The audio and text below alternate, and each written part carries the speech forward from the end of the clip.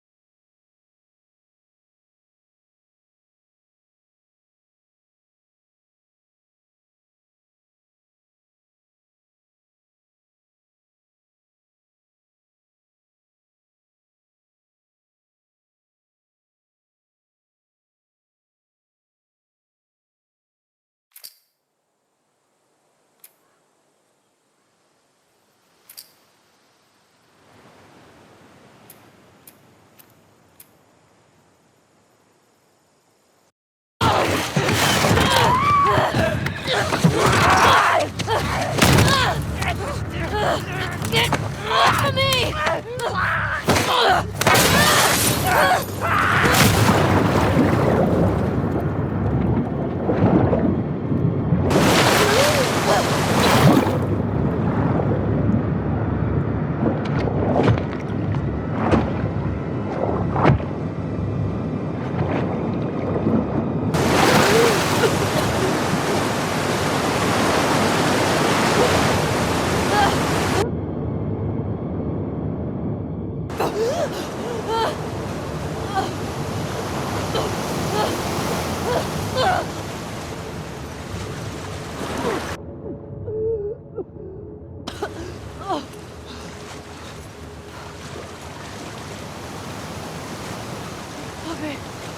Okay.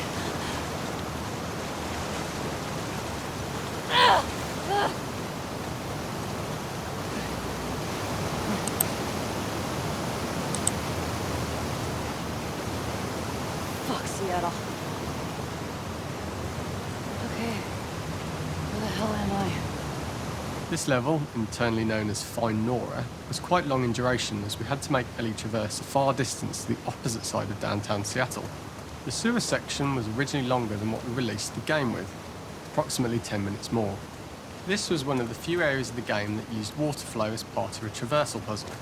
The player has to go upstream to use the current to get to the platform to reach the other side. We mostly cut this mechanic game-wide, however it remained in essence in the section swimming to the aquarium as Ellie when you were avoiding the waves. When players reach the doorway and enter into the room, they are faced with a dead end. The real reason for this dead-end room is that on the reversal, when exiting back out of the doorway, players are faced with the route onwards. A pipe that they'd not been able to see when they were swept past it on the way in, and something that was hidden from view when on the side platforms. The intention here being that the only option is to go off the standard path in order to search for a way out. Up and out. Just keep going up and out.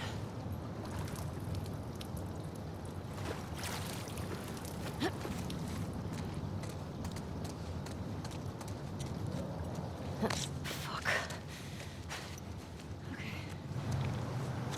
Lose your shit, Ellie.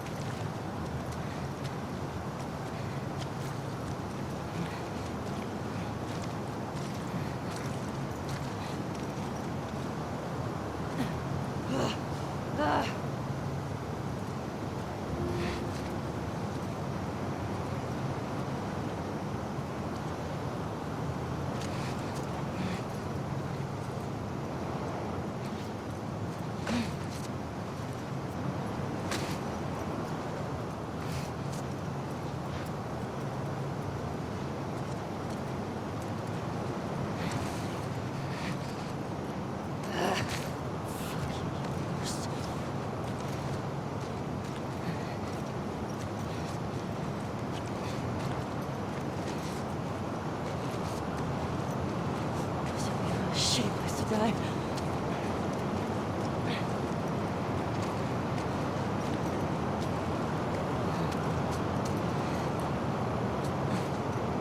Originally, we had the waterline much higher here, so players had to swim through this tight tunnel. However, from watching user test feedback, it was occasionally causing people to discount the route entirely and turn back on themselves. So to avoid any risk of this happening in the final game, we present a lower water level so the tunnel is easy to see and commit to using.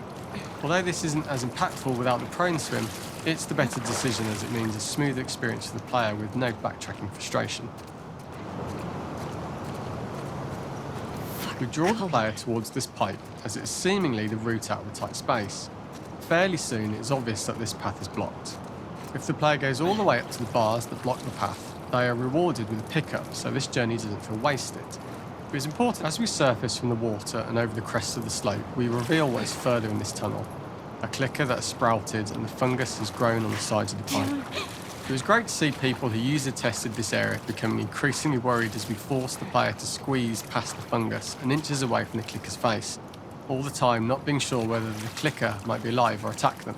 Although we aren't as cruel as to force a clicker attack in such close proximity, we do have a payoff for this moment. This clicker momentarily turned into Joel to show Ellie's PTSD from what happened to Joel at the start of the game. Ultimately, we decided to save this moment for the farm level, as it was more impactful there because it could become the centrepiece of that experience. Whereas in the sewers, we weren't able to make it as much of a narrative point and give it the breathing room and reaction time that it deserves, given the tight space.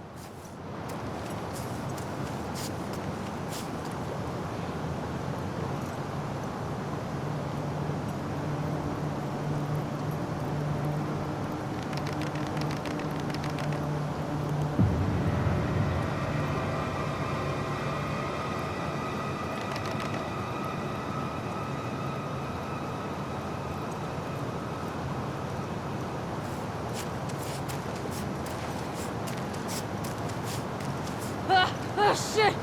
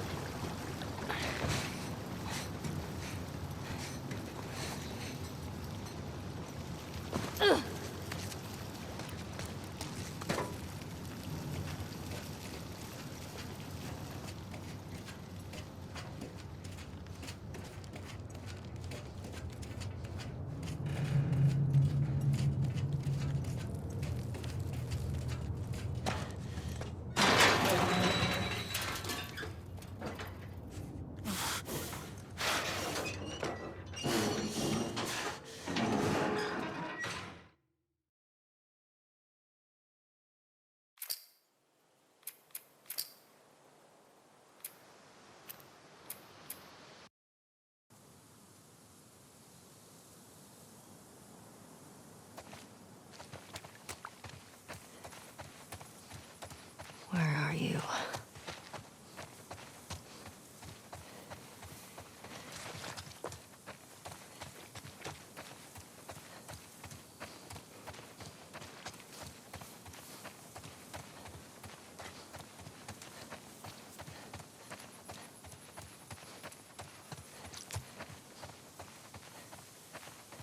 Gotcha. Okay.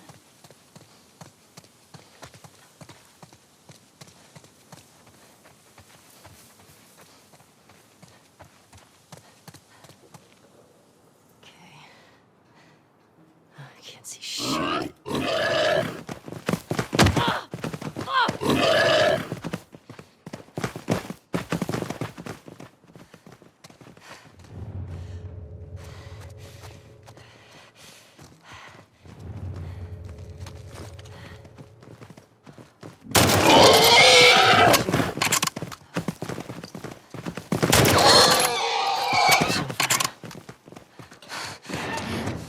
Nowhere to run.